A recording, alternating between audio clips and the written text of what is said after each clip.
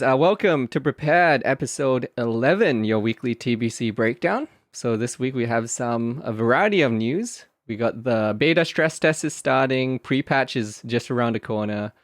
We have AoE leveling has been interesting. So that there's been a nerf war, Blizzard versus the Mages. It's been it's been fun when I was doing research into this. There's a nerf war with the AoE leveling and slave pens right now. So we're going to talk about that. They increased nameplate distances as well. Transfers are reopening up. Increased gold caps.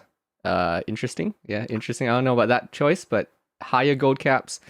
Speed runs all went down. So the final speed runs of Classic all went down with some. Again, we're going to use the word interesting results for the speed runs this week. And so how you been, Zyrene? I've been good, man. Yeah, it was just a really busy week for me again, and I think I have a doctor's appointment after this at 3:20. So oh wait, 3:20. It's 2 hours from now. Okay. So we actually do have to finish on time today then. Yeah. A whole bunch of stuff's been going on. My role at work is changing too, so it's a lot of just paperwork and a a lot of new responsibilities. Yeah, man. Being an adult sucks, man. being an adult sucks. Really, I always say that. I want to go back to the old days when I was just in my room. No responsibilities. All you had to do is have half decent grades, and your parents wouldn't worry about you, and you were good. Yeah, that's you didn't have to worry about your money or anything like that. Your parents were the ones who had to worry about that shit. They protected you from all that. Yeah. Oh. It's the good old days, dude. When you're a kid, you just want to grow up, and when you're an adult, you want to just go back. Yeah. You just don't know how good you have it, man. You don't know how good you have it back then. Mm-hmm. I mean, maybe I'm just not taking full advantage of being an adult. Maybe I should just be on this podcast, blasted out of my mind high or something. Something you can't do as a kid. Maybe I just need to exercise my right to be an adult more. Maybe I'm just missing out. No, we gotta go to Asmongold strategy. Just go full WoW mode. Full WoW mode. I mean, that's what I'm doing, and life does catch up. So, unless you're Asmongold, then you can't really get away with full WoW mode forever. Yeah, the family members and the ladies do not like it when you don't shower for a month plus. That is true. That is actually very true. Yep, and when you wear the same shirt. That's probably my favorite. Whoa, let's not go too far. The same shirt. I'm known for wearing a lot of the same shirts because we got to rep my own merch. Why wear something that I'm not getting paid to wear?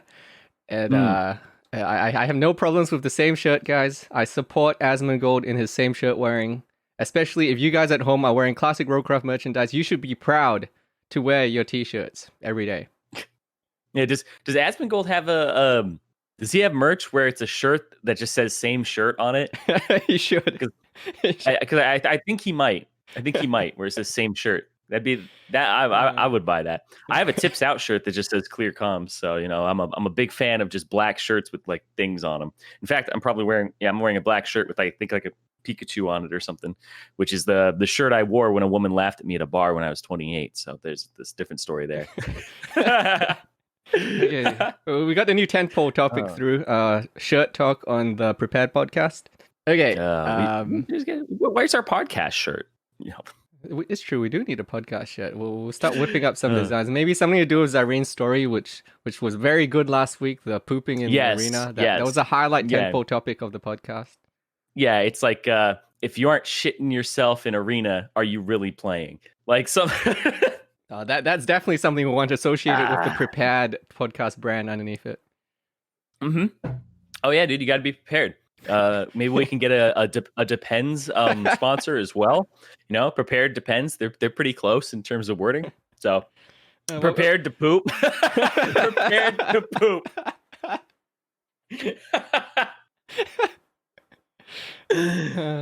Yeah, and then we have our merch goes from shirts to poop socks. Well, I mean, people always ask me what it means to be what poop sock means, and I can always now point them to your story to understand what the poop sock MMO experience is like. If I had a poop sock, the situation wouldn't have happened. So anyway, it's true. Let's get back to this. Okay. At some point, we do have to talk about WoW. So yes. beta stress test and pre-patch. Did you catch any of the Asmongold stress test stuff, by the way? No. Okay, so I'm gonna do a little screen share here. We got Yeah, help me out here. Is everyone ready for the beta experience, for the full launch experience? Are you guys ready for this? Did he have a queue? Well, he didn't have the queue, so he's missing that. But I hope you guys are ready for this. For this, this is what I expect the launch to be like. Have fun, guys, as we lag around. We get the true classic experience here. Oh, this that guy's name is Lag. People are just like running in space. I was watching this before the podcast started, and this is all they're doing. You know what this looks like to me? This looks like world bosses when they first came out on Fairlina, because all the world bosses were like heavily contested, and the way people started getting world bosses was actually like purposefully abusing lag. We had like a really like famous private server guild named Vampire Clan, and they, like, despite them being like ridiculous griefers and a lot of people not liking them on the server, I cannot stress how well they play at like in lag situations and understand servers. They're the guild that was getting griefed on Fairlina and then basically got everybody inside when there was like 500 horde underneath them, right? And they were on top of the mushroom. Is that guild? Yeah, but they really know how to, like, they understand battle formations, and it's really funny because they'll call things like paladins bubble go, and like they say like trust your buttons, and just mages hold down W and press arcane explosion and just trust that you're doing damage. Like, just don't let go of those buttons. It's like literally don't let go. Just press those buttons. Your damage will go through as long as like the server registers you're alive, and just keep pressing that. So it's like FAP, W, and just press arcane explosion. And that's it. And it's actually, it works. It literally just like clears people out so heavily. So playing around lag is actually something that sadly is a bit of a skill in these types of situations. But yeah, God, it's just, the servers are ready. You can tell they're ready. and I don't know if this is like a really accurate, like, see, here's the thing is I don't know how accurate this is going to be. Okay. For a number of reasons. I don't know what's going to happen server wise. Right. So just for like context on like my thoughts, I'm like, are they going to literally clone every server over? Right? So is there Fairlina Classic and Fairlina TBC? Or when I say I'm going to clone my character, do I go to a thing that lets me pick what server I'm going to? Or am I just cloning everything over? Or is there classic era merged servers? Like, I don't know what the server situation is going to be. I don't know if you know. I don't know, but I feel like from the wording, it sounds like our server is the one that gets upgraded and stays, and then everyone that goes to the classic forever realms has to be the one that gets copied over, and they do that. Okay. At least that's the way it sounds from the wording. Yeah. And people are talking about like battle groups and stuff like that. And if there's going to be any battle groups, or if it's just going, or even region wide, right? Because right now, this is literally everybody. This is people in Europe. This is people in China. This is people in Korea. I've done Karazhan's with a bunch of people who I'm like, this tank is not tanking very well. And like, he's got like Flask of chromatic, the chromatic resistance on. And I'm just like, oh, you should be using the protection one. And then he'll like link me something, and I'm like, it's in Korean. And I'm like, oh. I'm like, he doesn't understand. And the only thing I understand in Korean is when people type haha, like the thing that's like basically lol, where it kind of looks like it looks like backwards Fs or something. Yeah. Oh man. Yeah, that's all I know. So I don't know how accurate this is going to be, because this just seems like a ridiculous overload of the number of people. Yeah, well, they got the stress test in. Asmongold's really doing his part to help the stress test, apparently. Mm-hmm. I mean, that's what they need to know. They need to know if it's going to shit itself, like if it's going to pull a Zyrene. Merch coming soon, guys. Merch coming soon. Yeah, the layers and the queues, man. I'm scared. I'm really scared, because people hate layers and such. But obviously, if you've seen what the world is like during launch times without layering, it's not even playable. So you have to have layering and sharding, all that stuff. Otherwise, in a place like TBC where all the zones are so small and there's a lack of quest spells and such, you wouldn't even be able to accomplish anything Yeah. without those layers and such. Yeah, layers are going to be a necessary evil. As much as people like talk about, hey, I want my classic experience, I think we can all agree that the classic experience back then would not hold up with the server population now. The game just can't handle it. I know that it's funny to say because there are versions of the game on private servers where they could handle these types of mass situations. Like people are like, "What's up? Well, are those servers just like better? How does this multi-million-dollar company not able to actually understand how to like have servers that handle these types of inputs?" But I feel like using layers is the best solution, because if people want to get things done, like layering is just the way to go. And if you remember back when they introduced layering, it did help a bit with the login queues. Remember when there were login queues, and then they were like, 100%. all right, we're layering the servers, we're giving them more layers even, and then the login queues were basically gone a few months later. And then when they took layering away, remember the login queues came back, and people were like, all right, getting ready for BWL, be sure to log in 2 hours early. And then somebody gets DC'd and they're like in an hour-long queue. And you're like, all right, guess we're starting 15 minutes late. Okay, just make sure you're still on a different character. Yeah, it was terrible. It was terrible. But I think layering is a necessary evil. I don't know why people dislike layering, because it's like they don't get to interact with the other people in the world, and it is an MMORPG. But I feel like layering is something like I to be honest, I wasn't really familiar with layering before Classic, because I played Classic, TBC, a little bit of Wrath, and then I came back for Kata a tiny bit, quit, came back for BFA, and I skipped literally like Mop, Legion, WAD. I skipped all those in the middle. I played BFA for like a month with my coworkers, quit, and I played Shadowlands a little bit. So like layering was a completely like new thing to me, and I was actually really impressed. I was like, wait, these are just like literally we're on top of each other, just can't see each other type thing in different servers, and then it like seamlessly zones me into another server when I join a group. It's really interesting to me how layering worked in the tech, but I actually think it's a good thing.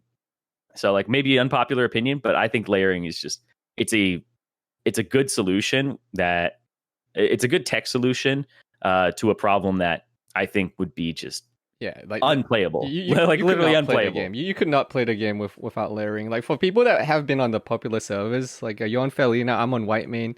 We dealt with the 12-hour queues and such, and then at one point they took away layering and the queues doubled. Like they took away like the sharding and layering, and the queues just doubled overnight, to the point where we had people who were like so for people who have never experienced like the Felina and White Main queues, you have like a window of maybe half an hour once the queue starts picking up, where if you do not queue in that half an hour window, you cannot play the game that day. You're just done. Because the queue grows from like, oh no, the queue's just started, guys. It's like 15-minute queue. And then you look back in an hour and it's like, oh, never mind. The queue's 9 hours now. We'll see you guys tomorrow. And that's what happens. I remember I was in a long distance relationship when WoW Classic first came out, and I would like get up, and luckily like she lived in Toronto, so I was on the East Coast, which my server is East Coast, because when I was on West Coast and you wake up and it's like, all right, it's 8 a.m. I'm early. It's like 11 a.m. for everybody else who actually queued or woke up on the East Coast. So when I was over there, I'd get up, like set an alarm for like 4 a.m. and I'd put myself like or like 5 or 6 a.m. and I put myself in queue, and it would already be like 3 hours. So then I'd set an alarm for 3 hours, and if the queue like sped up and my alarm would go off and I'm now kicked out of queue because it like went in 2 hours instead of 3, I'd try to log in again to be 6-hour queue, and I'd be like, I literally can't get into the game until like 2 p.m. And I'm like, fuck, dude. Yeah, I mean, I understand. And this was not a good situation. Most girls would be like, "Oh, he gets to spend time with me," but this was not a good situation. we were not that kind of couple. Yeah. I mean, I understand why people don't like it to some degrees, because it does take away from like the PvP element of things. If you don't see the people out in the same open world, I like the PvP element I'm experiencing here. Nice PvP. Yeah, but then you see like if you don't have it, the game breaks like this, and then it's like, well, would you rather like sometimes it's hard to PvP the people you want to PvP or interact with them, or would you want to run around like you can see on the screen now with Asmongold just lagging around and unable to do anything? It's kind Yeah. of like you don't really have a choice, unfortunately. And the way Blizzard's done it in the past is that they've said, "Hey guys, yeah, the servers are kind of full. Maybe you want to roll on this other server with no one on it, and we promise we won't abandon you later, and you'll be forced to transfer off."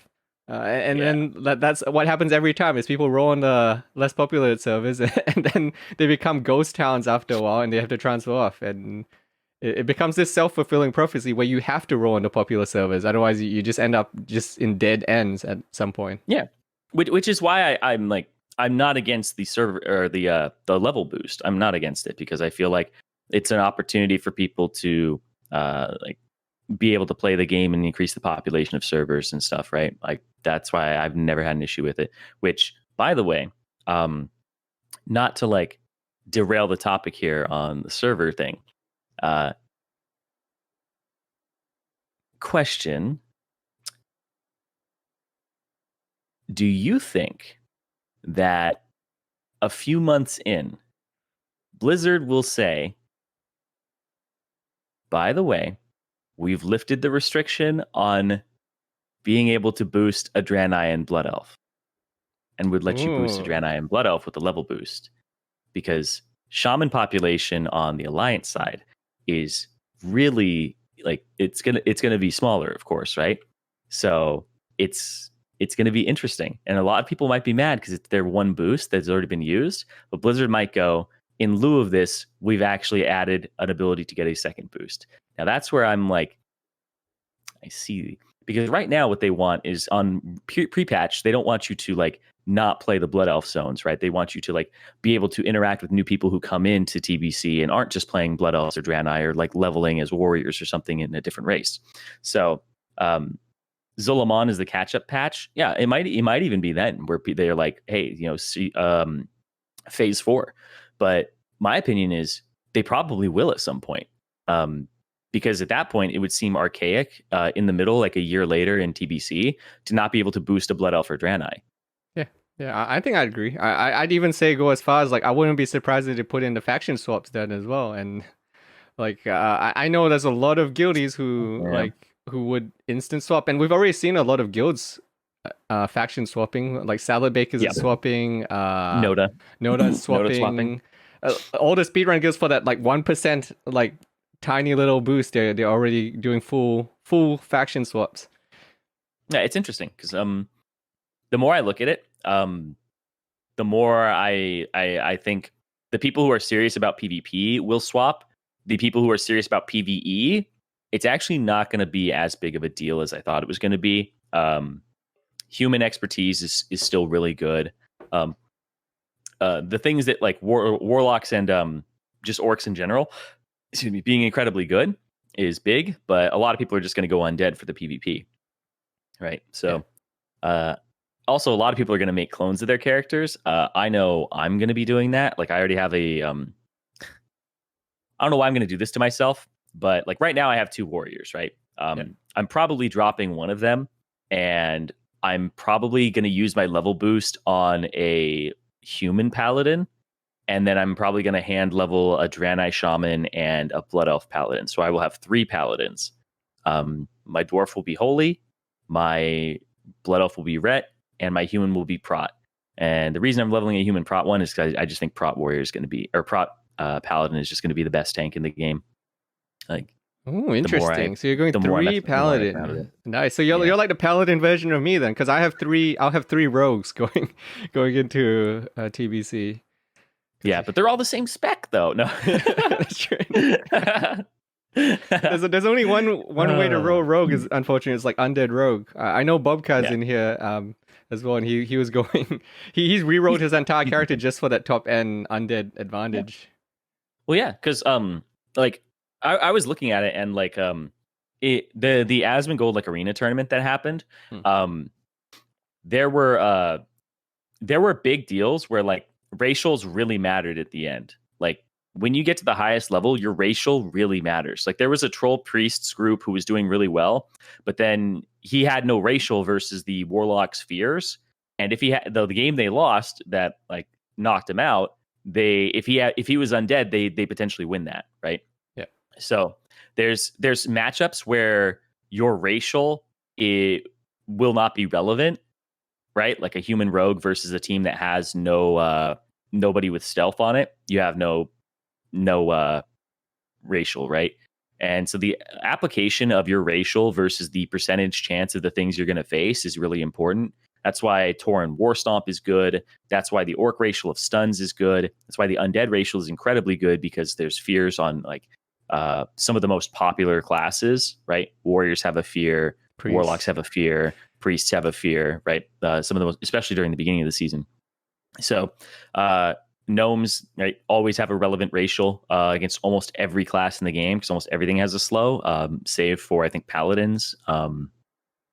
Think everything else has something that they could use it against in some degree. Yeah. So yeah, it's just really interesting because at that level, it really does matter being able to DR something, because it's like, if you think about it this way, Will of the Forsaken is not just a get out of a 10-second fear.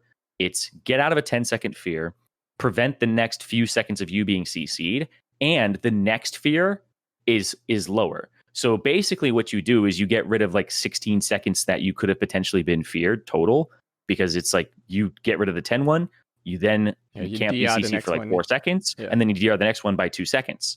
So, or 2.5 seconds, right? And so you actually are using a racial to prevent or remove 16 effective seconds of fear. So it's really powerful. So but yeah, what did you think about the tournament, by the way? The Asmongold tournament. I thought it was good. I think the players really are starting to understand like what TBC Arena is going to be like. And I think a lot of them are really excited about it because it's really impactful. Like everything you do in there is meaningful. Every like keystroke you have, like I can't tell you, like if I put myself on GCD, I can just be absolutely destroyed. Whereas you play retail and it's just like, it's like dancing health bars, dude. Just up, down, up, down, up, down. And then it's like, oh, here comes the combust. And then, oh, he sacked it. And then it's like, you have to wait like a minute before you can go again. But here it's a constant battle of healing and mana, where people will go And that's why the mana drain meta came about, right? And that's why Blizzard added the effect to resilience later, where you where dots and mana burns are affected by resilience, because it did become very much so a mana game where you're trying to people to kill things, or you're trying to CC. So there's multiple win conditions where it's not just, oh, I have to find this person without cooldowns, or our cooldowns have to land perfectly. Here it's a lot about cooldowns, and it's about people's mana, which on retail it really hasn't been. And I know that was a big thing at the beginning of retail, was people that basically had infinite mana, like paladins heal without using mana and shit like that. So there was a lot there that I think needed to be fixed. But TBC is kind of like a pure form of, it's not that complicated. Positioning matters a lot. Like when I play as well and I'm talking through my games, I just realized if I had positioned on the other side of the person, I gave myself like a better opportunity to LOS their fear instead of being on like the natural side of them that is like more open and stuff. So there's a lot of tactics involved in it. I think that the diversity of characters is a little sad. The diversity of classes, because it's going to be very top loaded. There's 9 classes in the game, and 5 of them are really powerful. It's a rogue, mage, priest, warlock, and druid are the really powerful ones. And people don't really play warrior, shaman, paladin, and hunter.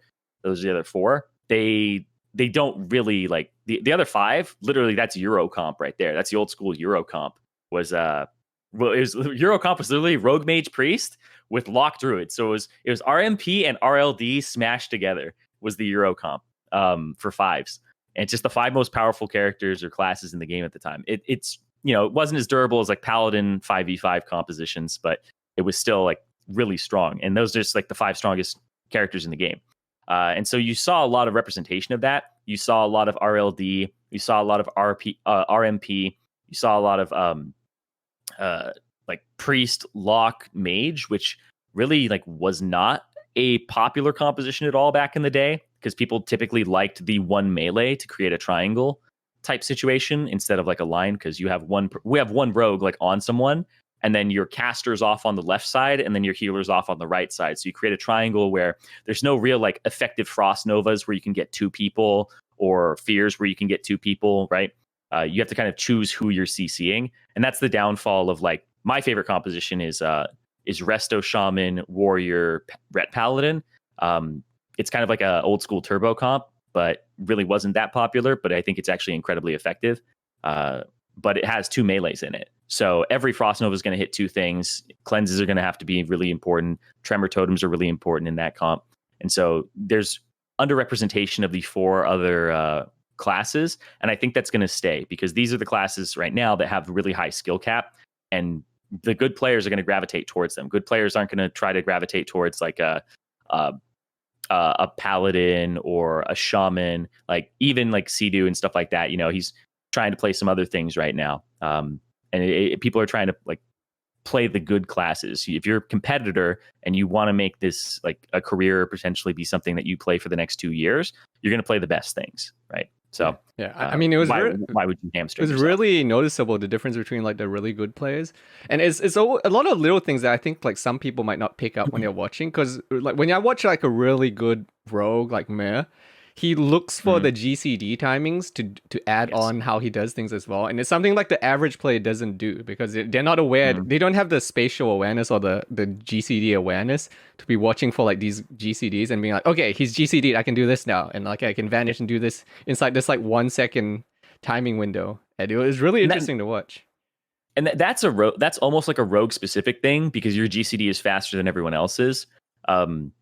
Everyone else has a 1.5 second GCD pre-haste, minus things like totems, and when Bloodlust is on. But rogues have a 1 second GCD. That's what separates them from other classes. Even in Classic right now, rogues have a 1 second GCD instead of 1.5. Yeah. So, but yeah, Myrrh, you even saw though, like Myrrh is considered to be like the best rogue on private servers. And you even saw him struggle a bit in some of these matchups. And like even right now, like he has no racial in this matchup, right? Like just imagine if he was undead, right? His team is Dwarf Priest, which you kind of have to play Dwarf Priest. It's human rogue, and then I believe he was also human warlock. Kimp, I think, was human warlock. So in this composition, if they were triple undead instead, like that's a completely different game. It's a lot easier for them to get out of 2 of the CCs on the other team. And you're going to run into situations where you're in the ladder. If you're at the ladder at the top, you're going to be like adding people to your friends list on other servers to see if they queue. Like you'll legitimately multi-box. You'll log into your other account. You'll make a level 1 on the person's server whose team composition counters you when you guys are queuing at the same time. You'll wait for them to get into Blade's Edge Arena, and then you'll queue yourself. Because if you run into the same person over and over again, and it's just the team that does counter you, the racials counter you, the composition is just one of the hardest ones for you to play against, there's no reason to smash your head against them over and over again and just lose points, right? And hope that you win one of the 4 matches you play for your 25% win rate. So people are going to be dodging each other a bit later. And he's a gnome. He's a gnome. Kimp is a gnome, I think. Yeah, you see it right there. Yeah, I think. Yeah, you can see he's a gnome. Yeah. Yeah. So he gets out of Frost Nova, and that's actually good. But yeah, if you were like triple undead in this composition, then you feel like you have a lot more freedom around what they want to do. So yeah, and you can see like one of the things. Okay, I'll talk about this a little bit too. Sorry, I'm like going on big rants, but one of my biggest issues back in the day with arenas was just how quickly they were over, and then people left. Like when arenas were very anticlimactic, and back in the day, like before I even started getting into commentary, when I would do some practice casts with WoW arenas, it's very hard to cast the end of a game because one person dies, everyone else on the team leaves. Yeah. Everyone else leaves. Here, I noticed people don't just exit out because the mana. And I don't know if it's like bugged or something like that, but like you get to the end of a game and a warlock had like full dots on people, and they're like, oh, the druid is the Mage's this Warlock actually stands a chance of turning things around. And we saw some of those matches too, where people would get counter kills, and then it would be Warlock Priest versus Mage Priest. And I'm like, Warlock Priest literally wins that 90% of the time. Like, if you ever played that twos comp, the Mage can't do shit against the Warlock. Like, the Warlock hard counters the Mage. He'll try to do something and it's just like resisted all the time. Yeah, there was one match where I think, was it Hydra who was like just left alive, him versus like one of the casters, and he was like, I got no mana, and he just starts meleeing the other guy. I was laughing so hard at that situation. Yeah, where Asmon was like, it's going to come down to melees. And he like meleeed him one time, I think, to interrupt a drink or something. This was the match with Bean. I think this is the match that made me laugh super fucking hard, because I think Rich Campbell dropped the when the tornado hits Bean, he was like, oh, and they flicked the bean. Fucking Rich, dude. That's the call that killed me, dude. That's the stuff in commentary where he didn't laugh at his own joke either. He knew though. He knew what he had done. So I'm excited for it. I already have an offer on the table right now for casting TBC arena a little bit.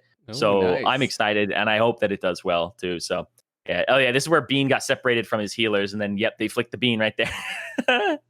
And the whole tornado situation is really fun to watch when it's not happening to you, but then it happens to you and it's just enraging. But it's really fun to watch when it happens to someone else that's not you.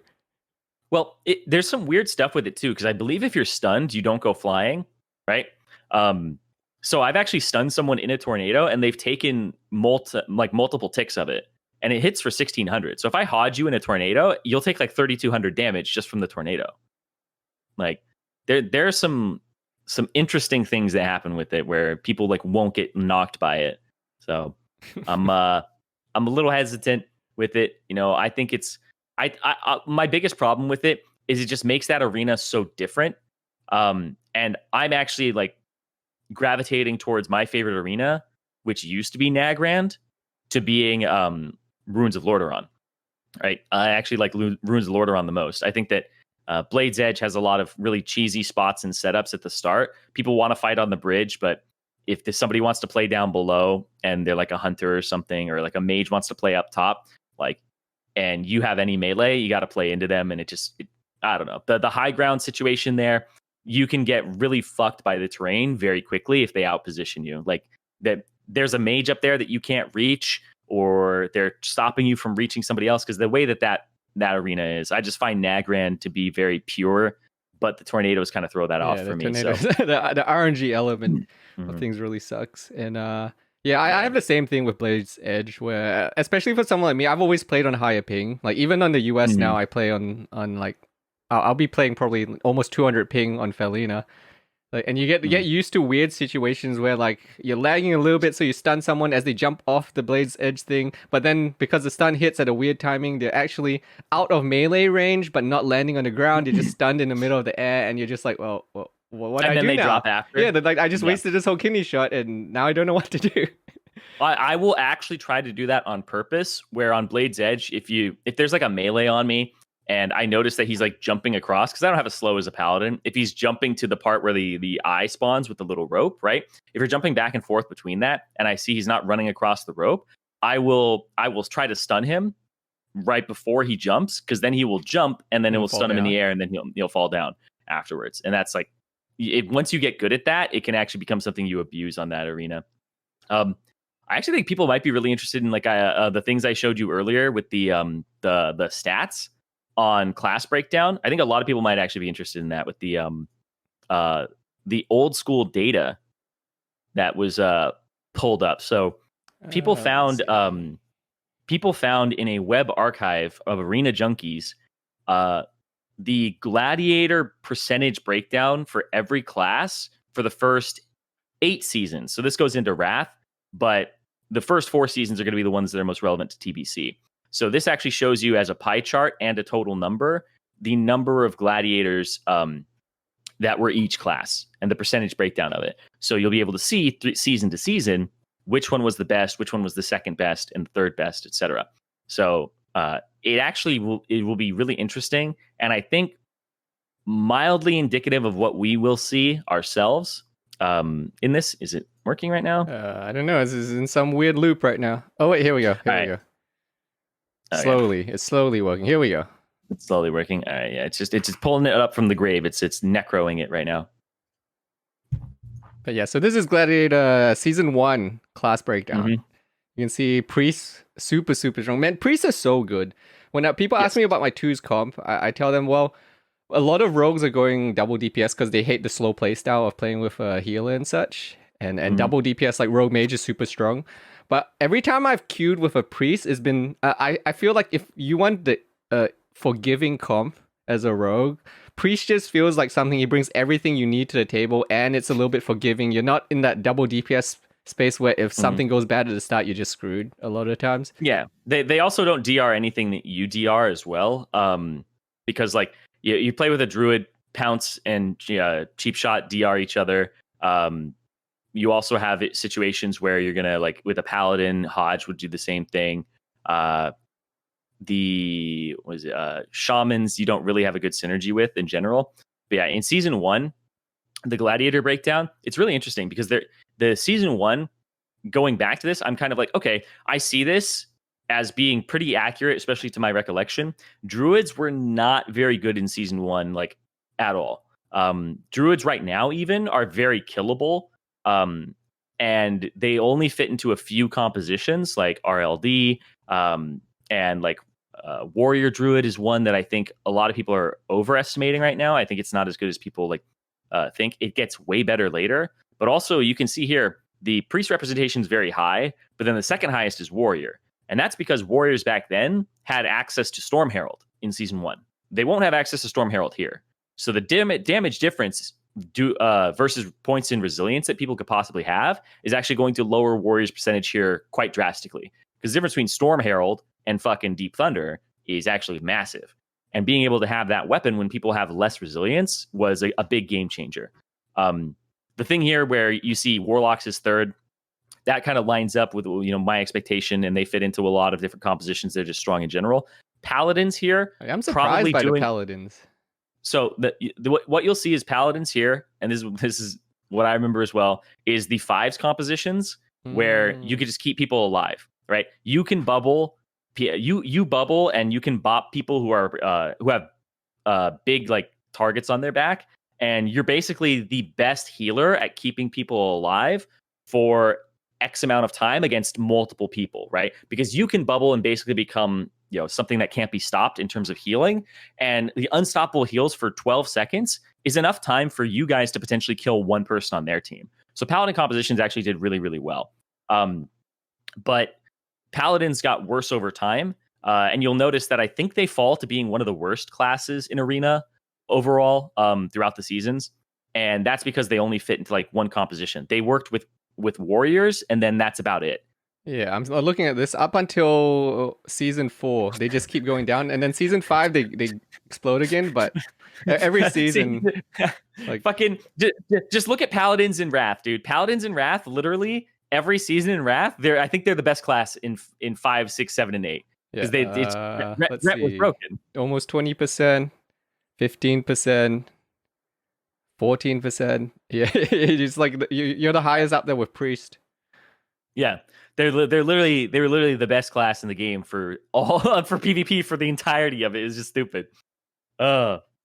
Season 5 boom is because of Athene. Well, like the thing is, Ret Paladin back then actually became way more popular and actually had more things they could do. But Athene, like the whole meme in like Burning Crusade and stuff, was where he is like round the corner, right? Like you just fucking give him a heal and round the corner, and it's actually how you play the class. That's all you do is just round the corner. You line of sight after you heal, and you sometimes juke, and then you get around the corner again, and that's how you play Paladin. You literally can't stand out in the open. You just pop out, give a heal, and then you go back. I think you also got Beacon back then too. So yeah, you got Paladins get a lot of love later because they were really bad in PvP towards the end. But yeah, so Hunters, that's kind of the most common theme here is the classes that we talked about, like Priest, Rogue, Mage, Warlock, and Druid. Towards the end, because remember, they were playing with the final talents, those classes become highly represented. Paladins, Hunters, Warriors, and Shamans really don't get a lot of love in Arena throughout the entirety of it. I think Paladins are carried by 5s. Shamans are also carried by 5s and fitting into like one composition. And when you look at like Druids, they surge up, and Hunters, poor Hunters, man. Hunters, the thing is there are good Hunter players. Like Hunters basically, I think, stay at the lowest throughout the entirety of it. Always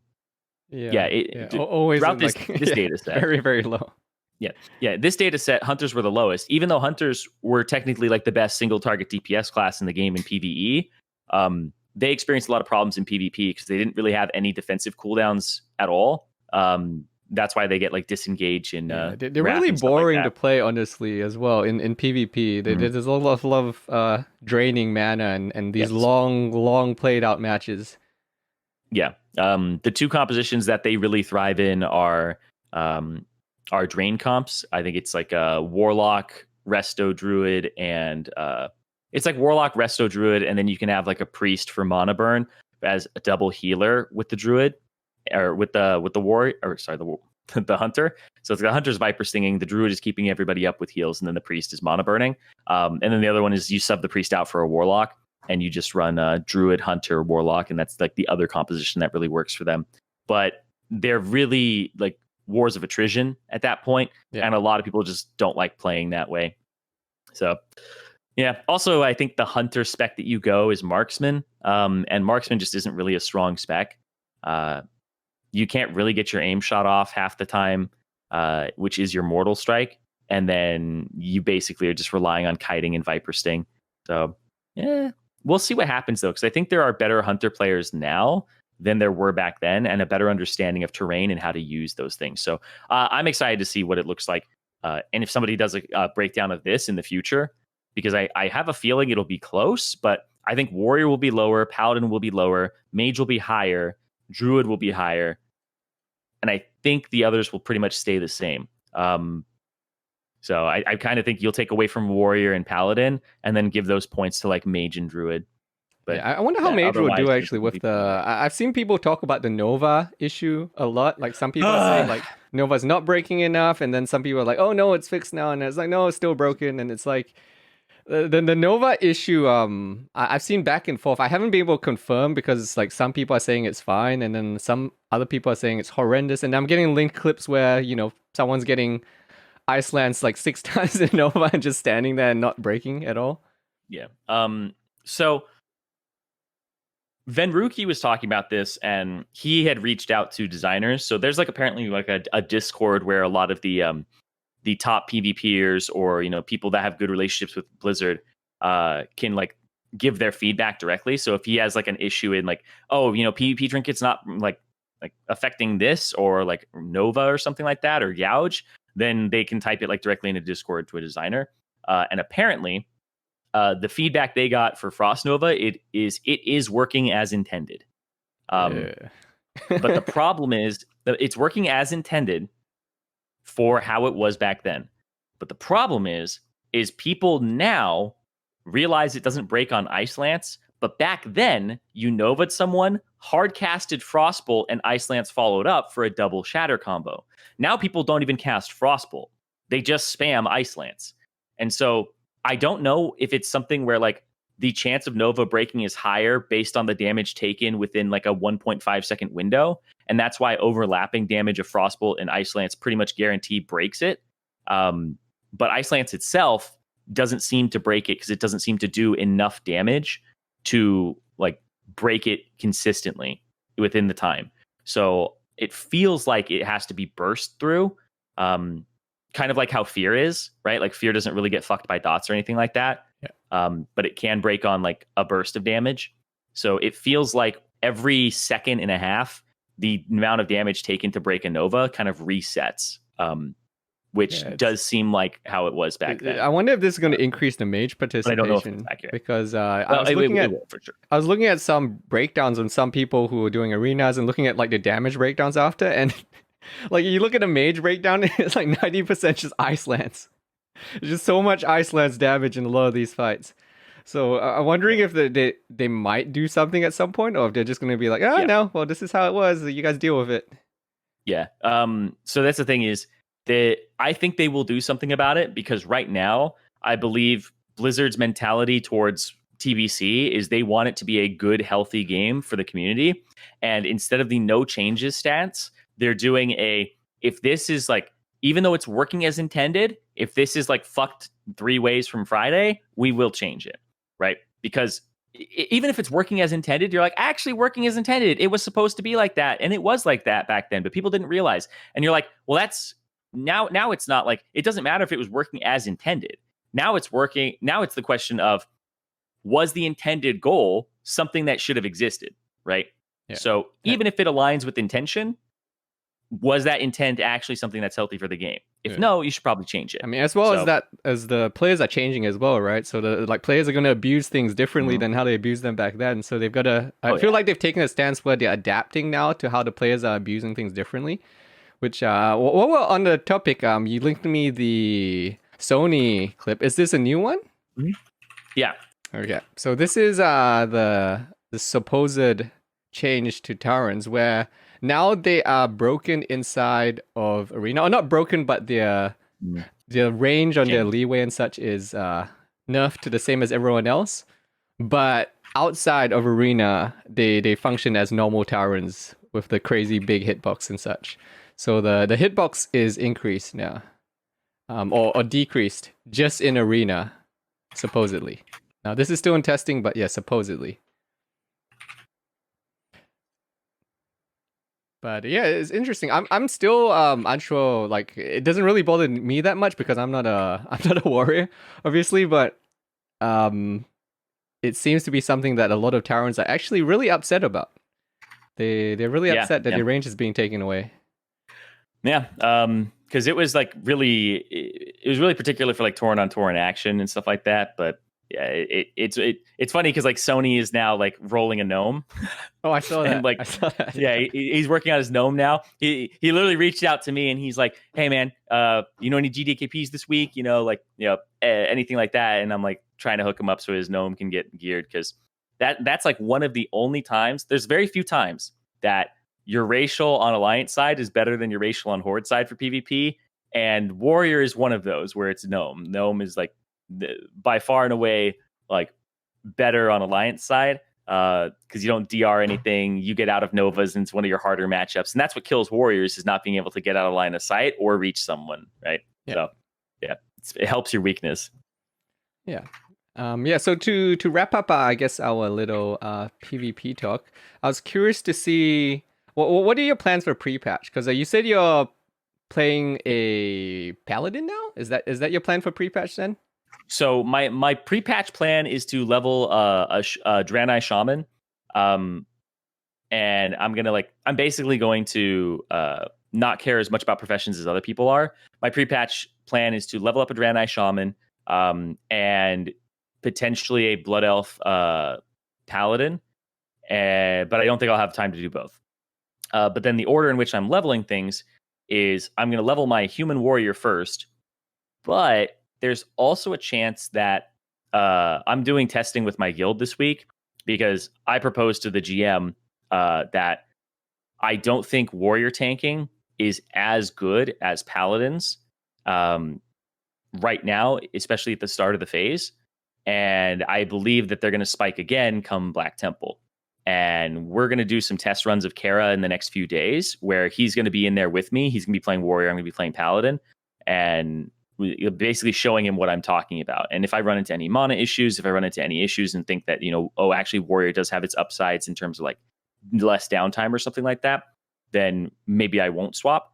But the way it's looking right now, in my mind, if I have to rank the tanks, paladin is like by far and away the best. And then it's like druid and then warrior. Warrior is very specifically good at some things, but not enough for me to be like, I want to play it for the entire instance. And a lot of the arguments I see for like bringing a warrior for certain fights, I feel like as somebody who's played warrior at a really high level in PvE, I don't think that those reasons are as valid as people think they are. Because people say like, oh, you have a higher HP pool. Well, you on the beta, all the gear that you can wear on the warrior, you can wear on a paladin. My warrior has 18.7k HP buffed. My paladin has 18.4. And you just change spell power on rings, and you wear a spell power weapon, and you enchant it with spell power. That's the only difference. Your mana pool is lower, yes, but you have different ways to get that back. And people talk about crushing blows. I cannot tell you the last time on a fight that I have ever used shield block reactively to taking a lot of damage instead of proactively. Because people talk about, you want to push crushing blows off your table with shield block, right? And I'm like, yeah, you just shield block as much as you can, right? It's not that like you take a big chunk of damage and then you shield block because you took damage. You shield block to prevent taking crushing blows for 2 hits. Now, things like Prince attack faster and just get rid of your 2 shield blocks very quickly. Paladins have Holy Shield that has 8 charges on it, and it's 30% block rate. And then you have Redoubt, which is actually up quite a lot and has no internal cooldown, right? And it can just keep getting refreshed. And that increases your block by, I believe, 30% as well. So warriors have a 5% higher chance to block, plus then they have shield block. But paladins will actually block more attacks than warriors on average, and therefore actually avoid more crushing blows. Sure, there will be windows where they're more vulnerable, right? Where there's more open windows, but they actually take less over time from what I've been experiencing and looking at logs. So warriors feel like the times that you would bring them, not as valid as the paladins. And I actually think that double paladin tanking may just be a better way to approach it. Because like in terms of combos of tanks, I would be okay with 2 paladins. I'd be okay with 2 druids. I'd be okay with druid paladin. I'd be okay with warrior paladin. I'd be okay with warrior druid. I would not be okay with warrior warrior. Double warrior is like the only combination of the 3 tanks that I would not want to bring into a Kara or any instance, right? I would always want a different tank other than a warrior. So it's like if the reason you bring a warrior is for like very specific things, then why would I want to play warrior for where I'm relevant for like 2 out of 8 fights in an instance, as opposed to all the trash and the 6 other fights where a paladin is just better. And people talk about TPS and stuff like that. Literally on pull for almost everything in Kara, pop wings, Avenger's Shield, Holy Wrath while it's running towards you, Exorcism, Judgment, and you have 10k threat. Like, because you can pop wings on pull, and people don't realize that. Just pop wings on pull, and everything can be hit by Exorcism. It's actually insane just how much snap threat you have compared to even a warrior that has full rage, right? So there's a lot of things there that I think people are missing out on. But in my opinion, like people have asked me a lot to like rank them, and I definitely feel like my opinion is going Paladin is by far and away the best, like in AoE and potentially in single target. So it's kind of sad because I don't really like I like my warrior, but it's kind of like, you know, I don't like I don't like to be on the copium. I like to play the things that are good. I feel bad for the Thunder Fury guys who are like, oh no, my Thunder Fury, I really want to play my warrior. Although maybe this will help my guildie feel better because he's one of the warriors who has gone through all of Classic, still doesn't have his Thunder Fury. We're still doing MC binding runs for him every week because he can't get the second one he needs. And ATH Gaming actually brought up another thing too, that I was actually talking to some people about with like Prince Malchazar and like some other fights where there's parry hasting. Paladins, you can turn off your attack and still generate threat, right? Even though you have Reckoning and that'll make you attack twice in a swing. If you're afraid of parry hasting at a certain point of like a dual wielding boss, you just turn off attack and you use Exorcism, Consecrate, and you can try to hard cast like a Holy Wrath or something and take hits, or, you know, Holy Shield and shit. But yeah, you don't have to actually attack, and attacking is one of the lower parts of your TPS. In fact, you would most likely be like, you know, judging and stuff like that on cooldown. So yeah, it's actually really interesting. Yeah. It's I mean, it's interesting that your entire pre-patch plan is all around like your TBC prep, pretty much exclusively, which is something that I deal with a lot because people come into my Discord a lot or PM me a lot. They're asking me like, man, I need these pre-patch talents. I need like what should I be doing pre-patch and all of this. And then I turn around and look at them. Man, we got 2 weeks of pre-patch. Your raid leader probably doesn't care if you go in there with like a ridiculous spec. As long as you turn up to your next raid, assuming you even have your next raid still scheduled. A lot of guilds are just straight up just taking a break for a pre-patch right now. And I feel like a lot of people are still over prepping and over worrying about the pre-patch when really it's just like you going on to prepping for TBC at this stage because there's really not a huge amount to do in pre-patch as far as like min-maxing stuff because again your raid leader does not care if you're a rogue, for example, to give the rogue example, and you turn up with mutilate, which it seems is not performing as well as the other combat specs, and you do 5% less damage in your like second last next Remish run, your raid leader isn't going to care. He's going to be okay because everyone's going to be hard focused with how short pre-patch is on leveling like your paladins, their shamans, making sure like their quest log is ready to turn in for the people that are hard racing. And as well as that, everyone's going to be rolling into arena and not arena, BGs to get your marks and such, their honor gear. Especially on the new characters, it's a quick way to gear up like a new paladin, for example. Just go PvP a lot, go do BGs. I think the PvP scene is going to be really heavy with everyone hopping into the BGs come in pre-patch. Mm-hmm. Yeah, it's going to be interesting because some people are going to approach it in a different way where you can either grind out your 60 gear and like gear up your boosted characters, etc., or you can try and hoard some honor for potentially later when you hit 70, right? Which I don't think is a good idea because I feel like the amount of honor you get at 60 is drastically lower than the amount you get at 70, and you're going to be banging your head against a wall basically. But you do want honor, right? Because there's the like epic rings and like the general parts of the general like the bracers, the belt, the boots, and things like that you want for PvP and are actually still good PvE items for a lot of characters. So PvP could be a good way to get yourself off the ground and actually like get Kara ready very quickly. So you can gear for PvE via PvP. So it's actually interesting. Yeah, and as far as trade skills goes as well, I feel a lot of people are over scared about trade skills because when I looked actually at what I had to do for pre-patch as far as trade skills go, it's like just get the mats I need for JC. If you're doing jewel crafting, get your mats. I checked earlier, it was about, actually I can show this on the screen. I checked the prices of emeralds and things like that. So I went through a list. There's like 500 lists if you guys do a Google for jewel crafting 1 to 300. And I looked at the most expensive gems. Huge emeralds, for example, are one of the ones you need like 20 of them to get the last levels up in jewel crafting.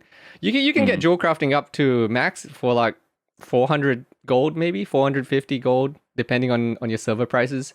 It's really not that expensive considering that everyone's making like 1 to 2k gold a week in GDKPs right now. And if you look at the spike, I actually was curious to see what effect the auction house would have. And you can see like when everyone realized the auction house was going to be taken down for 4 days, that was like a massive spike. Everyone ran to the auction house and started buying stuff. It's 4 days. The reason they're doing it is because of server shit, right? Yeah. So yeah, and I feel like everyone overreacted to that because if you look, the prices went straight back down. So everyone that panic bought at the start just paid like twice as much for everything that they didn't really have to pay. Like for people who don't know, the auction house is going down. And the reason that it's going down is because if you have things on the auction house and you put things up there, and then TBC comes out and it asks you if you want to clone your character, do you just have both items on? Did you just clone items, right? Do you now have like the items on both servers, right? What do you do, right? So it was kind of like which server or auction house does it go to as well? So they were like, let's just kind of make it so nobody can put anything on the auction house for those 4 days, right? And then we just transfer everything over, and then you're good to go, right?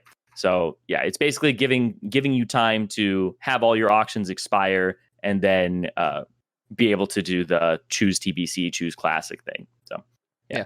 Apparently it's like a tech thing. Yeah, and as far as like trade skills go for like even TBC, like I have a lot of people asking me if they should prep blacksmithing. They're gonna swap over to blacksmithing. I don't think it's actually a thing that like, as from the rogue perspective, I don't think you should actually be doing the blacksmith thing, because if you think about the timing, you have arena, which is the main reason why you would go with blacksmithing, is to smash people in the head with a mace at the start, but arena isn't even up for a couple of weeks anyway, so there's no reason you want to rush right now, especially with the like crazy prices. You must as well just leave it for a couple of weeks in. And to be completely frank, you as a rogue, what you should probably do is level jewel crafting and get the trinket, and level engineering and get the goggles, and then try to roll and get Spike Blade in Kara. Yeah. And then you don't have to go blacksmithing really. Yeah. To give I know there's a difference between those items, but yeah. Yeah. To give people an example of like the chance. So let's say even if it's like 25% chance, like it might be less, it might be more. For you get a Spike Blade every Karazhan, you're going to have 2 Karazhans before Arena even comes up. And like let's say you get it on like the 4th try, that's only like 2 weeks into the start of the Arena season. You still have plenty of time to raise your MMR and Elo and all of that. So even if you want to go the blacksmithing route, I don't think it's something that you rush. You can always do that later if you have really bad RNG or something, because all those weapons are on the same tier, roughly speaking. Like Spike Blade, the mace, potentially Blink Strike depending on proc rate. All those weapons are kind of roughly on a similar tier, so you don't really have to push the blacksmithing at the start.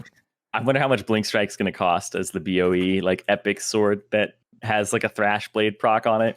It's I wonder, and especially with inflated gold prices, first Blink Strike's probably going to go for like it's going to go 15k or something. I don't know. I secretly pray like every time I kill a mob, once that starts, that it drops for me, so I can solve my gold problems. Oh yeah, it would solve everybody's gold problems if whoever got it. But yeah, oh man, I was gonna. Oh yeah. So there's a lot of people who are talking about like professions and like what trade skills to go. And somebody in the chat just mentioned like, they're going, I think they said shaman. Yeah, I have to go enhanced shaman, no spot for my rogue. Still not sure if I want to go blacksmithing or not. As an enhancement shaman, I definitely think that you should go blacksmithing for the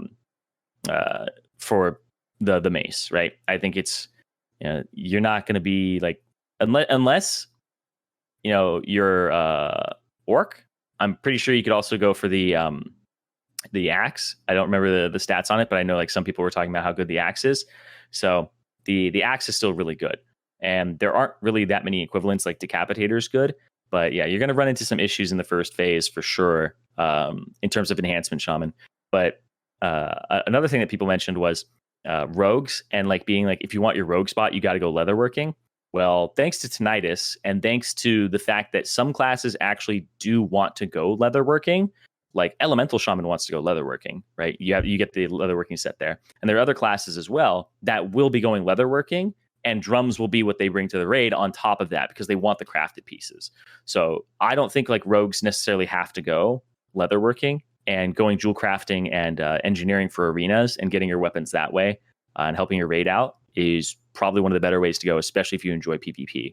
Yeah. So. Yeah, I mean, jewel crafting and engineering are both so good, especially if you're doing a double DPS comp. You get the engineering belt, and then you also have the advantage of boots. And then once phase 2 starts, you're ready to get your goggles as well. Mm-hmm. So, something that I recommend to something that I actually recommend to enhancement players is I actually recommend them arenaing not as enhancement. I think it's going to be a lot easier to win as being resto or elemental. But also finding a team, because once you get into like a 5s team, and 5s will be the way to do it as a shaman, because you can press bloodlust and it works in arena. So you bloodlust your team, and the difference between like a shaman team and a non-shaman team is pretty large. So yeah, just playing elemental and gearing for that via like honor, or trying to get your offhand that way, because there aren't really any good offhand axes or weapons for shamans aside from the arena weapons. So if you're like an enhancement shaman who cares about PvE, you will want to go arena and get your offhand weapon, because there's no other weapon that's actually that good. Everything got changed to being main hand only. So unless you want to use like flame tongue in Malchazine, then I suggest arenaing. Yeah, one thing people forget as well about going blacksmithing is you're locked into the blacksmithing. It's not like you can drop blacksmithing after you make your weapon. So especially as a rogue, then like those profession spots are really nice to have jewel crafting and engineering. And if you go that blacksmith mace, you're kind of locked into blacksmithing. You're losing one of those other really nice professions for PvP. So it's I wouldn't jump on the blacksmithing train. You give it some time and see first. Yeah. Also, like I don't know. I'm of the opinion that the difference between the blacksmithing mace and like Spite Blade or anything else that a rogue can have access to in the early phase is not that large, because the mace doesn't really have any stats on it, which matters for PvP. Yeah. I mean, the it's haste seeming proc is good, right? Yeah. It's seeming very small, actually. Like the damage difference between a Blink Strike, the mace, and a Spite Blade is like 5 DPS or something. It's so tiny that it doesn't matter. It's essentially equivalent. Same with the Season 1 arena weapon. And Spikeblade is free because like you're going to Karazhan in 10-man groups, and if you're in a guild group and a hunter or warrior takes Spikeblade over you, you have my permission to yell at them because it should be going to the rogue if you're same with glaives. Yeah, same with glaives. Yeah, and it just doesn't make a lot of sense to me to like go maces. I think back in the day, back in like 2006, 7, right? You went maces at the start because there was the old school prep adrenaline rush spec where you went mace spec. Yeah. Like originally, the rogues were literally mace spec Storm Herald on a stick. Like you just fucking went in there with double maces, you clonk bonked people with adrenaline rush, and then you popped prep and you AR'd again. And that was the big thing. And Blizzard literally nerfed that like the next season and said, no. Prep now works on these specific abilities. And because prep used to just refresh all rogue cooldowns, and then it got nerfed to refresh specific rogue cooldowns, and they excluded adrenaline rush from that very specifically. So if you were somebody who played back then and remember the mace being good, that was why it was good. It's not going to be as good now. And then the thing is you're going to nerf your PvE damage too. So basically, jewel crafting and engineering is going to be basically your BIS for PvP because you want the stealth increase, you want to be able to detect people in the trinket and all that stuff. And it's going to be your PvE increase as well. Because sure, you miss out on the damage of having the mace, but you're more than likely going to make that up by not being mace spec and being sword spec. And on top of that, you're going to have big sappers and little sappers, right? So your engineering is going to go a long way on top of that. So I think it's going to be better for PvE and PvP to be jewel crafting engineering. Yeah, I agree. So let's talk about some fun things I found while I was researching the other day. The Blizzard AoE mages versus Blizzard. Did you see anything about this, by the way? No, I didn't see anything about this. Okay. This was fun when I was doing the research on this. So remember back when we first discussed the slave pens thing, and we were saying how like if they nerf it, people are gonna find a way to get around it. It seems like we're in the midst of a war between the mages beating the nerfs that Blizzard keeps putting into the game. So, for people that haven't seen, they added an invisible wall. Wait, let me bump up the quality. Oh, this is the highest quality it goes. They added an invisible wall where the mages love to do their slave pens thing. So you literally jump up to where you used to jump up, and now there's literally a wall here. So that is how they nerfed it initially, to stop people, to stop the mages doing their slave pens pull thing. So now there's literally an invisible wall here, but I think it was like less than a day or something. The mages realized like, wait, we don't need the wall. We don't need a wall. We can do this without the wall if we just kite normally. And then you make it up by just getting like speed Zanza and such, and you can just kite normally as a mage. And this is they did the math. This is 400,000 XP per hour without the ledge. So they found a way around it already. Yeah, well, because like warlocks are doing this too, right? Yeah. Warlocks are soloing slave pens, and they do it by kiting. But yeah, They did another nerf today. What did they do today? Don't worry, I have the next nerf. So okay. Yeah. Blizzard went back, but just to show people that the mages did fix it, and this guy even did a spreadsheet here, where he did all the IDs after the first initial thing, and then he was like, okay, so it's like these number of instances to hit 70. If you go just does the old slave pens thing with the new kind of route, but then. Recently, I think it was yesterday, Blizzard is in the middle of doing another change. So this change, after you get into like the second half of slave pens, the mobs are starting to act weird. So this guy is finding that he's trying to kite and kill mobs, but they're not aggroing him and not attacking him. So what they're kind of thinking is that Blizzard is in the middle of trying to nerf it even further, where they're trying to make it so basically you can't or maybe that you have to kill certain bosses before you can actually start doing the second half of slave pens potentially, because the mobs here are acting really weird. Wait, let me see where he's fighting the mob. Look at this. He's attacking the mob and they don't do anything. They literally just like stand there, and it seems like it's half of the nerf gone in. They haven't finished whatever they're doing, but it seems like Blizzard's actively like going back and forth with them. And I looked in the Mage Discord, and now they're at the point where they're like, well, I mean, at this stage, we're just gonna keep finding like things around it, and like Blizzard must. There's a lot of jokes saying like, oh, they just must as well take slave pens out of the game. They finally nerfed the mages because what the fuck is this? they're just gonna keep finding weird ways around it. Remember when I said I don't think this fight is worth fighting because you're going to do shit that has like other consequences? Like legitimately, this is the shit I talk about. Where as a designer, it is a fucking headache and a half when people are exploiting your game in a way that you then sit there and go, okay, if we want to stop this and other people interact with this thing normally, right? It's you're going to cause problems, right? People are like, oh, put the experience on a boss. It's like, well, then people will just do boss runs. Put the reduce the amount you get solo. It's like, well, people also do shit like that sometimes too to level, and it's not like toxic or anything. So it's just insane how like I just knew this shit's gonna happen. I just knew this was gonna happen. Yeah. Like, So this comes out I swear. when you skip the first boss, basically, as Chad is saying. This looks like some sort of nerf to try to stop them, and if you don't kill the first boss, you can't access these second mobs. Apparently, that is how they're working. But I don't know if this is worth the time investment at this stage, because the mages are going to keep fighting back and finding other things to do, and like they found beta, it in the first place. Beta is so broken, guys. They just updated the rogues so that the combo points are finally transferring when you focus blind. But now Vanish is broken. Now Vanish, apparently, like sometimes you're vanishing and people aren't dropping the target, or they're still able to like see you in the Vanish, and now Vanish is even worse than it was before. So I just don't want Blizzard to be spending time and effort on these things that aren't working, or just making the game really scuffed when there's more important stuff they need to be fixing right now. Like PvP is so broken in a lot of ways right now.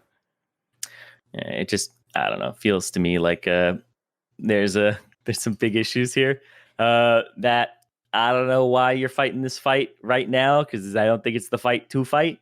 And there's just way bigger fish to fry. I know you're trying to fry some lobsters, so are the mages. So, I think I just pictured like there's some intern somewhere. He's like, okay, we got the wall in. What do we do next? The mages found a way around. Okay, we'll just keep adding more walls in and other things, because Stay Safe even already found like a part on the wall where he can use it. Like, it's just going back and forth. It's just not worth this much resources to keep going back and forth.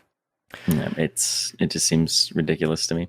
But I mean, they are making some nice changes. So did you see the nameplate distance is different now? So they increased the nameplate, which is actually really nice. So I have a screenshot here. It's quite a long ways. I know some people don't like the nameplate changes because they feel like it's bad for, I don't know. I've heard like they don't like it for PvP reasons. You can see people further away and things like that.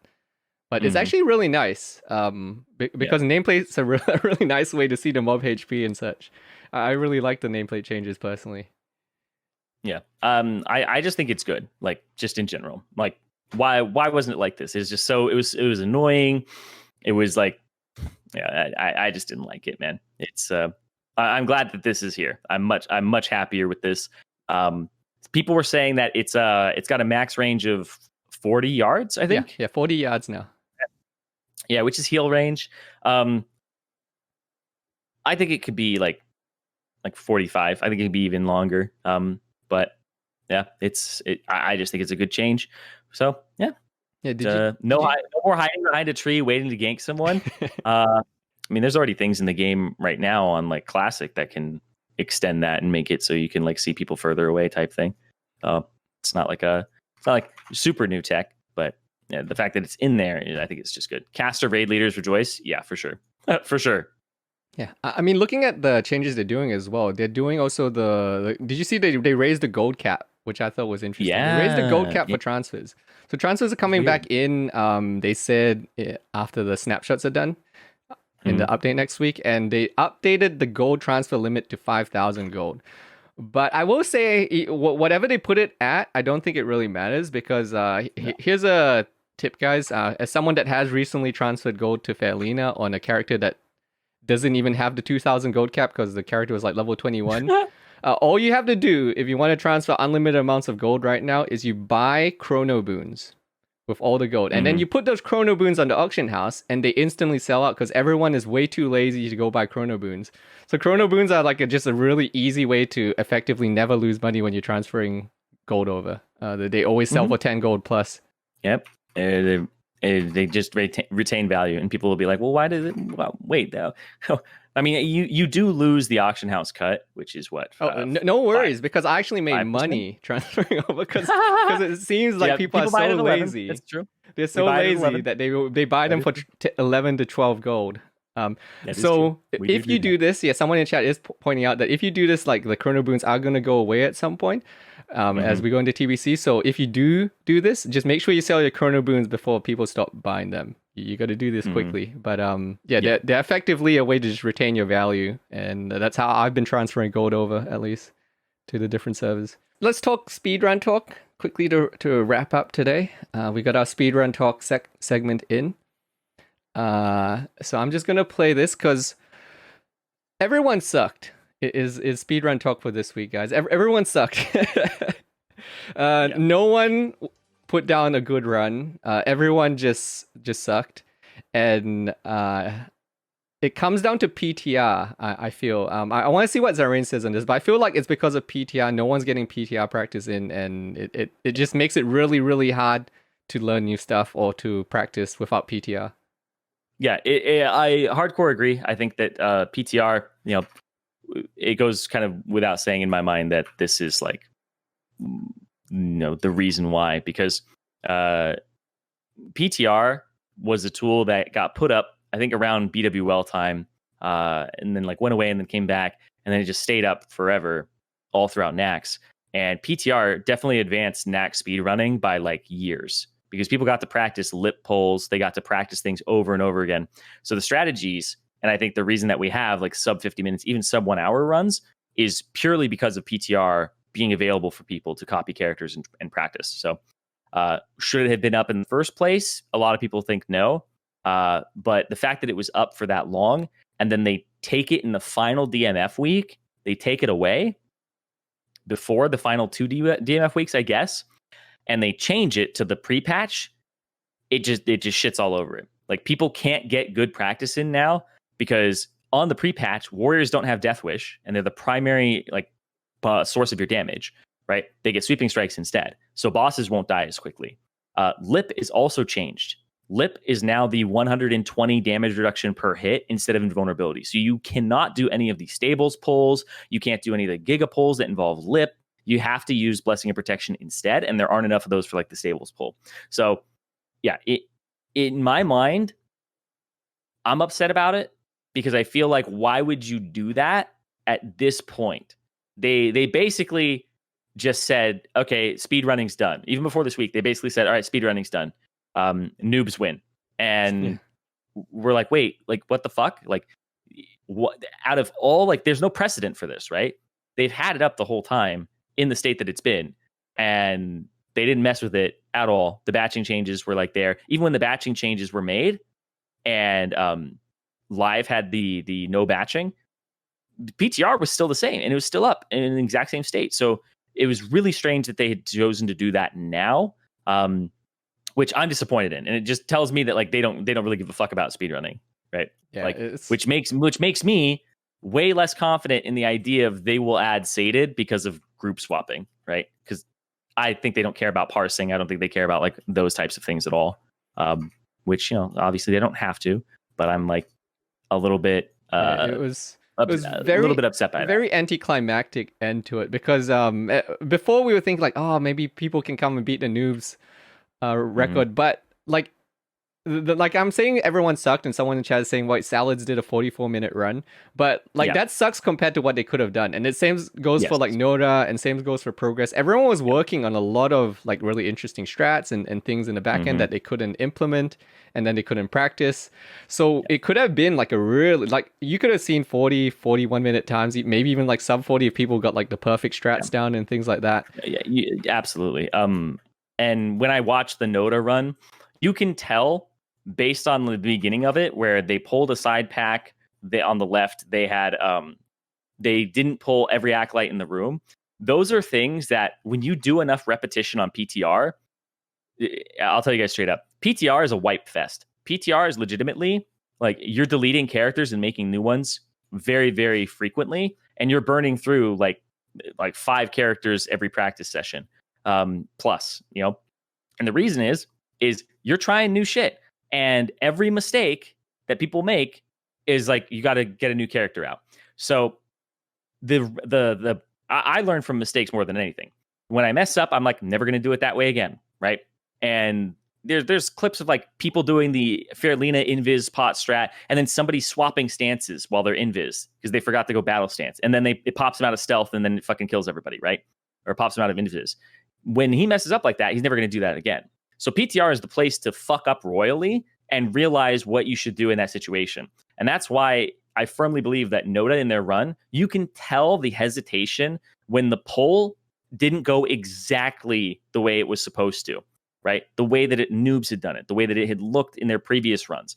They needed more repetition and more times where they had fucked it up, because at the highest level, it's a saying that I like is that an amateur does it until they get it right, and a pro does it until they can't get it wrong. So a pro does it where they fuck up every like conceivable way possible, right? Somebody dies early, somebody dies this point, somebody ass pulls this, somebody does that. The paladin fucks up and doesn't pull the whole room. How's the paladin going to adjust? So he's going to keep doing that until he can't get it wrong. And that's where the refinement comes in. So you saw really unrefined strategies. And that's the thing that I feel like we were robbed of, is I felt like we didn't get to see the people at the very end of Nax do that. And I honestly think that classic era servers, there will be people who speedrun there potentially, but I just don't think it'll be very popular at all anymore, right? Like, yeah, it's never the same as the first time around it goes around. It was the same in EverQuest. So when they did the hard reset and everyone started at 0 again on the new servers, it's the biggest competition is always in the first time. That's where you get the rivalries going: Progress versus Noda, Salad Bakers, Noobs. That's where the rivalries really happen. And then the second time, there's never as much hype for the second time. Everyone's like, we've seen this already. We're not as hyped.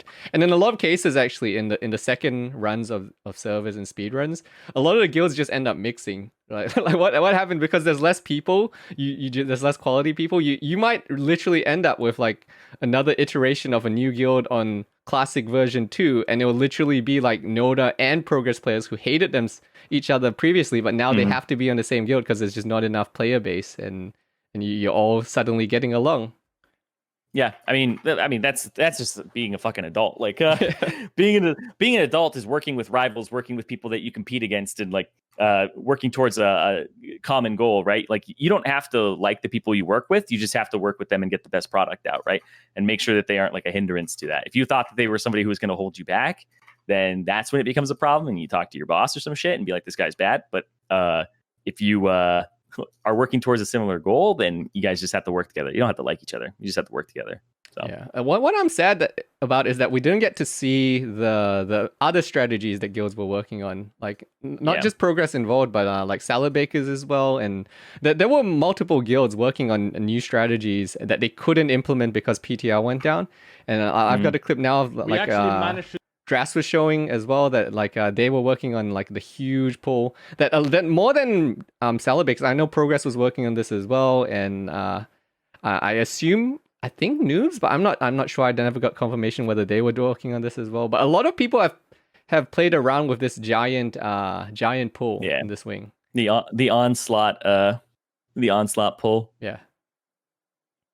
And you can see like and some guilds have pulled it off. Like I know Salad Bakers said they pulled it off. I believe Progress pulled it off at least once as well, where they were able to get the pull to work. But it's just not a consistent thing you can do, because without the practice, someone's going to screw it up. It's like very, very error prone if you don't get a practice on this pull. Yeah, it's really funny is like I don't think this pull is worth it, because I think the Saffron pull just saves you more time using polarity there, because you can't use polarity in both places. The whole idea behind this pull was the HP total on Death Knights and Death Knight Captains is too high to kill them with anything but 2 stacks of people throwing holy water. Because I looked at it and I was like, no, this is like, you can't sapper this pull and expect to kill it, right? It's just too much. So you'd have to make like 2 stacks of people who all run in and like throw holy water and like get the mages in there too while you have polarity. And one stack does like range shit and the other one does melee stuff. It is interesting because I had experimented with that pull as well. I don't know if you know this, but I had actually done that pull back in February when I was like racking my brain on shit. Oh, really? Yeah. Hold on. Yeah, I'll show you the. So this was back in February? Yeah. You can see the date at the top of it, February 18th. Yeah.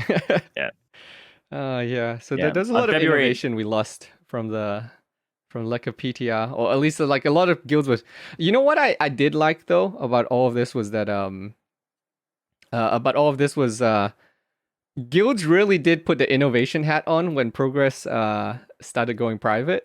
And I actually kind of liked it that a lot of people started being like, okay, we got to innovate now because progress is innovating and we want to stay relevant. Everyone else has to innovate as well. And I thought we were going to have like a really fun final one where everyone was coming in with new strats and innovations and things. But no.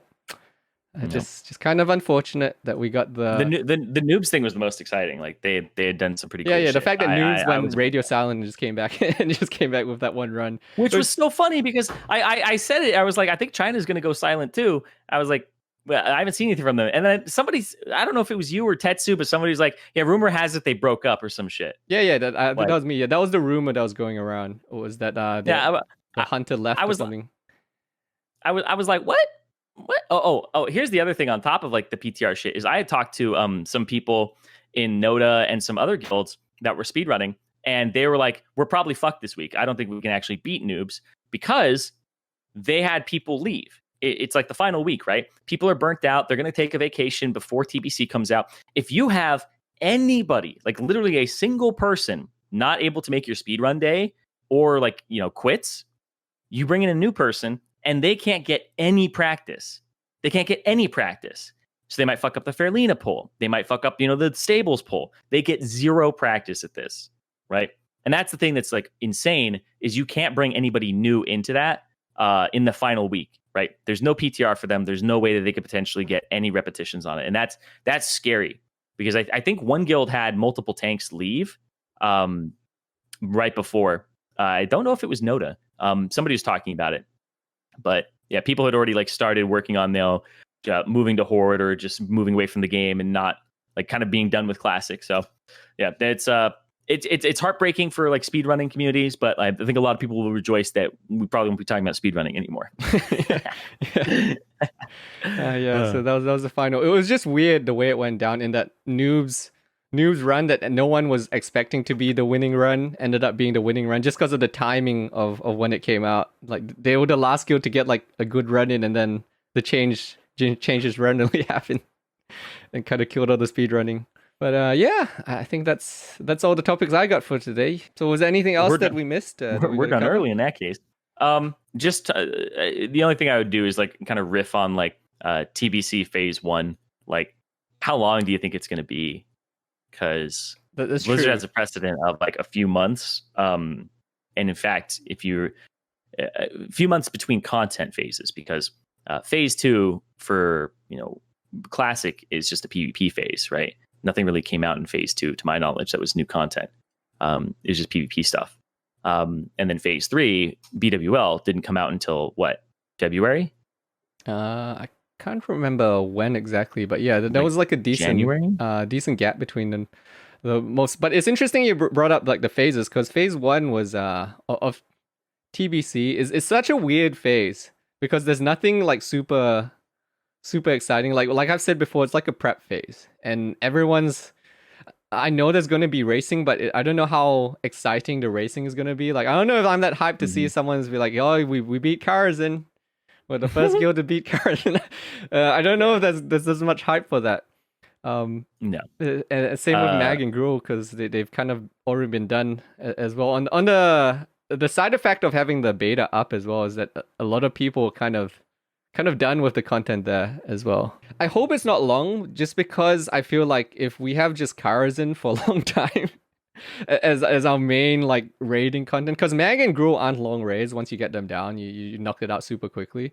So you just have Mm. cars, and that's one of the reasons why I was like, I don't know if do we want this super hard Nightbane? Because it might be really fun at the start, but if it goes on for 2 months, I don't know if I want to be doing super hard Nightbane anymore. We're 2 months into cars, and at that point, I mean, you just have to bring 3 healers and not be stupid. Like it'll be harder to pug for sure, but I just think that I mean, I like the harder versions of things. But yeah, people might find it frustrating at the end of the day. We'll see. I think the Shade of Aran one's the one that pisses me off the most because that just seems like that's a lot of RNG, and it feels like Nightbane I can control the RNG, right? Like I can make sure that he's targeting a specific healer with like Righteous Fury and taking salve off the others, and having like a Warlock life tap. I can control the ads of the Paladin tank. We can get Stratholme Holy Waters, right? Shade of Aran just feels like fuck the room. It's now all ice. Like fuck this shit. Like if you needed more reasons to say fuck Blizzard, then he gave you another one. It's I just don't know what to do in that fight half the time. Like you move towards him, he's going to counter spell. You can't really do anything as a caster there. I felt really bad for the casters because as a rogue, like my job wasn't really that hard. I just DPS, and I'm usually in the safe-ish spot, even though the Blizzard sometimes comes in the middle. I can maneuver. So for me, I'm just DPSing, doing my thing. Yeah, sometimes it's in the middle, and then people are like, "Go to the middle," and I'm like, "It's still on me." Like, what the fuck? Like, and I'm running like, I'm running the opposite side, like where the tornado started. I'm making sure that, like I'm trailing it, but you get like no time to cast at all if you're trying to move at the same time. So I don't know, but that fight is the one that pisses me off the most, especially because I think the hardest part of Karazhan is the run back. Yeah, the run back is the thing that breaks up groups more than anything else. Wiping on Shade of Aran, like people will wipe on Nightbane, they'll be like, okay, we just walk through the back door again. People will like wipe on Prince, and you already have like it's like pretty easy to get wipe protection up on that fight, or jump through the door, or have him clip through and then he resets. But good lord, that fight, that wipe back, that's the thing that kills all my pugs, dude. Like you wipe a few times, people get lost, people ass pull things. Oh man. And you can't res people in that room. Like it's very hard. People die like all throughout, scattered. There's no way to like really get like wipe recovery that's effective. And even if you do get wipe recovery, the people on the other side of the room are like unresable. So yeah, I just hate that shit. I hate that shit. Have you been doing a lot of Karazhan? Because I saw a lot of my guildies are keen now because of the giant beta wave that went out. Now everyone's in, which is another interesting thing is that a lot of people hopped into the beta now, and they're coming in and being like, oh yeah, Karazhan, let's go. They're really excited. And meanwhile, like the rest of us who have been in beta for a while, we're like, oh no, man, I've done a lot of Karazhan already. I don't really know if I want to do it again. I guess I gotta do it. It's at the point now where you start gear checking the fucking people that come to the raid, because the new people don't like enchant their weapons or socket their gear, or they socket their gear thinking that like you can only put a yellow gem in a yellow socket. So like their gear is like this warrior has like attack power, hit rating, stamina on his pants because they match the 3 sockets and he's a tank. And I'm like, I don't think you need the attack power there. So it's like or the paladin with the flask of chromatic resistance. Like, okay. Yeah, I don't know, man. Oh, like, man. So what do you think is your ideal length of phase 1 then? 3 months? Ooh, 3 months. That's longer than I thought you'd say. Yeah. 3 months for phase 1. Yeah, it's just 12 weeks. So like I think the first 2 weeks are going to be, people leveling, maybe not necessarily getting the content down. Then the third week will be people that have completed the quest for like Nightbane and other stuff and moving towards getting more Kara reputation. And I think in the middle of that, you'll start to get like towards Exalted or Revered for the rings. And it allows people to, it allows people to play, it allows people to kind of get into the game if they're a little late to it as well, and level up alts, right? So I think it's going to be a bit of a buffer, and the arena season will start a little bit later too. And I think having like how many weeks does it take you to get, like how many arena points do you get every week, and how many weeks will it take you to get your entire set plus double weapons and range weapon, right? So 10 weeks for that, 12 weeks for that, or I guess 10 weeks, I would say, is probably enough. So like but then even then you don't get enough time to play with it before the next season comes out if we do it that way. So it might actually be longer than 12 weeks. Yeah. So I might say I would want it to be around 12 weeks, but that's because I'm a content whore, and it's probably going to be something like 5 months or 4 months. Yeah, because I would expect. initially my thought was like I wanted it short, but just because phase one there's not a lot of end game stuff to Hmm. do. Hmm. But then like thinking back to it, because you have to accommodate a little bit to the players who aren't hardcore as well, who are going to need time to do the reputation grinds, to do the keying and all of that before they even start the late game. Because like thinking Hmm. you have to like not all of us are playing WoW all day, going full Asmongold, and they should have a chance to at least experience the content as well. So I think I'm on board now with like maybe 3 months. Yeah, I think 3 months is okay actually. I think 3 months is okay. More than that, like man, it might start dragging on with just cars, and I don't know how much cars and people can keep because that's a long. The only thing with cars, and I like cars, but man, that's a long instance. That's a long It is. instance. A lot of trash and such. Yeah, it is very long. But you know, I think it's good to have the 10-man instance like that. I'm a big fan of it. It also allows you to like run it multiple times on different characters and not feel completely burnt out. I think the instance is actually pretty well done. Aside I do from like the Shade of Aran. smaller raid sizes though. It feels like there's more responsibility on everyone to do their Oh yeah. part because like it's more Ooh. noticeable when one person sucks in a 10-man raid versus like a 25 or 40-man raid where other people can cover that for them a little bit more. Yeah. But I agree. It's like, but that's the thing is you have to make sure you have good players, and then like the weak players, you have to be able to, you know, tell people exactly what to do and have them follow directions, or else you wipe. You know, so it does require a long amount of attention from everybody, and then that's the thing is individual responsibility. So that's why I guess TBC is harder than Classic because less people, more responsibility per person. Um, yeah. okay, so to wrap up the final thing, I kind of curious about your take on this. Is I'm starting a PvP series with some PvP guys. So I'm curious to Mhm. see what your thoughts are as like a big PvPer back in the day and coming up as well. Um, where do you start as someone that's like, let's say someone's completely fresh to PvP? Like, what is the first like 3 things that you would say they have to do? Fresh to PvP, like Like they're complete noob. They have no idea how to PvP, and they're just like straight up just getting started. um. Okay.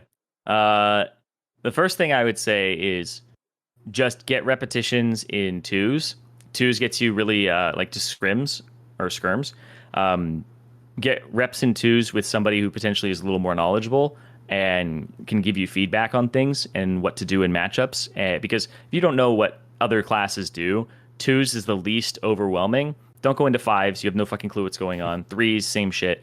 And even in BGs, you don't really have a good idea of like what each class does. So twos is probably one of the best ways to actually get up to speed and learn what every class does and how hard you hit them or how much you'll heal for under pressure by them and what they do. So it's that is the first thing I'd recommend. The second thing I would say is just looking up guides on what classes do. There's only 9 classes and you probably play your own. So you're looking at something like an investment of 3 hours tops between looking at nine videos on what classes do in PvP. So I would say it's probably the next step. And the third thing I would recommend is going into BGs and just gearing up via honor. It's probably the best way to do it. So I would say 2 skirms into like doing your research, into just grinding honor in BGs, because BGs will get you a lot of reps against lots of classes at the same time, and you'll kind of see how they work in like a team environment or who's highest priority to kill in like a battlefield type situation. So yeah, and then that gets you prepped for PvP in terms of gear and knowledge. So those are the 3 steps that I would advise people to do. Okay, nice. What about you? What do you think? What about Oh, you? me? I think I'd start with like honestly, I'd start with macros first. I get like the keybinds Oh, and such figured out. But like for me, like the way I always approach things is I think of what my end game is, and I think that mm-hmm. that's important to see what your end game goal is because like it's something that people really hated on Athene back in the day, because he did this in multiple games where he would put his end game goal. He'd be like he went into League of Legends at one point. And he was like, I'm gonna get diamond, and then he just found like the cheapest, lamest way to get diamond with like the easiest class to play, whatever it is. And then he got diamond doing that, just doing repetitions and getting in. So I think like the most important thing is like they start off with like the end goal, and it's like, where do I want to be? Like what conditions do I need to meet? And then like that's the way at least I always do things. I work back to front, and I see like, okay, these are the steps I need to take. This is what I need to do. And then like from day one, I would be setting up my macros and bindings to start getting the muscle memory in place. And then I would jump into the repetitions and such. Okay. Huh.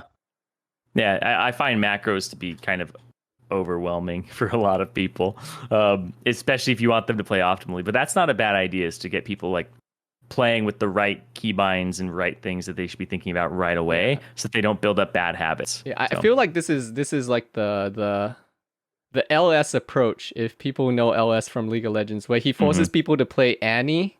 For people that know League of Legends, because it forces them to learn like certain mechanics right the first time before they move on to more complicated things. So I think I'm in a similar mindset, where I always like it's not the most, like, I will admit it's not the most fun way to learn necessarily, and it might not be the smoothest way to learn, but if your goal is to reach that in the quickest way possible, or to reach like gladiator or whatever it is, I'm okay with usually with like a little bit of pain, like a lot more pain getting your macros and learning things like the correct but harder way to learn, but doing it the right way the first time, and then you push through, and then once you reach that stage, you're a lot better. Yeah, I agree. I think there's like different mindsets in terms of how to advance, you know. Yeah.